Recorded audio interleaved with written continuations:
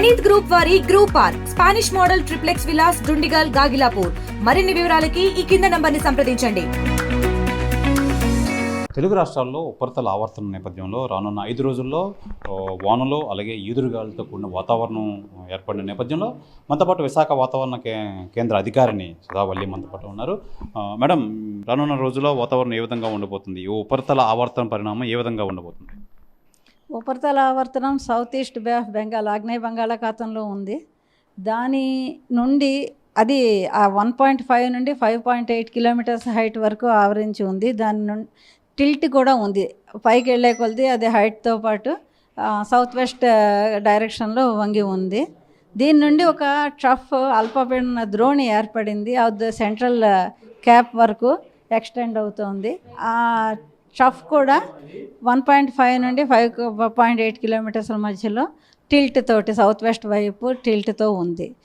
అంతేకాకుండా తెలంగాణ మీద కూడా 0.9 కిలోమీటర్ల హైట్లో అంటే 900 మీటర్ల హైట్లో ఒక ఉపరితల ఆవర్తనం ఉంది. వీటన్నిటి ప్రభావంతో మనకి కోస్తా ఆంధ్రప్రదేశ్లోను రాయలసీమలోనూ కూడా వర్షాలు, ఉరుములతో కూడిన జల్లు, తేలికపాటి నుండి ఒక మోస్తరు వర్షము, అంతేకాకుండా ఉరుములు మెరుపులతో కూడిన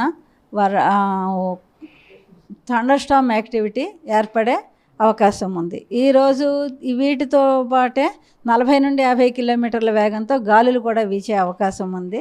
ఇవి రేపటి నుండి కొంచెం తగ్గుముఖం పడతాయి. రేపు నార్త్ క్యాప్కి 1-2 చోట్ల మాత్రమే ఉరుములతో కూడిన జల్లులు పడతాయి. దక్షిణ కోస్తాకి, రాయలసీమకి అక్కడక్కడ జల్లులు, ఉరుములతో కూడిన జల్లులు, ఉరుములు మెరుపులతో కూడిన జల్లులు పడే అవకాశం ఉందన్నమాట.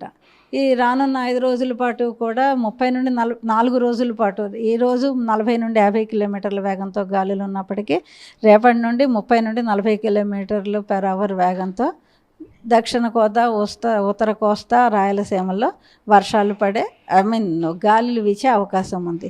అందువలన మత్స్యకారులకి హెచ్చరికలు ఏమీ లేవు. గడిచిన 24 గంటల్లో రికార్డైన వర్షపాత వివరాలు ఈ రకంగా ఉన్నాయి. మెరకముడి డ్యాము 5 సెంటీమీటర్లు, ఇది విజయనగరం జిల్లాలో ఉంది. అనకాపల్లిలోని నర్సీపట్నంలో 4 సెంటీమీటర్లు, గుంటూరులోని ప్రతిపాడు, పార్వతీపురం మన్యంలో పాలకొండలో 3 సెంటీమీటర్లుగా వర్షపాతం నమోదైంది. పోతే హైయెస్ట్ మ్యాక్సిమం టెంపరేచర్ 39 డిగ్రీలు జంగమహేశ్వరపురంలో రికార్డ్ అయింది. రానున్న 2 రోజుల్లో టెంపరేచర్లో పెద్ద మార్పులు ఎక్కువగా ఉండవు.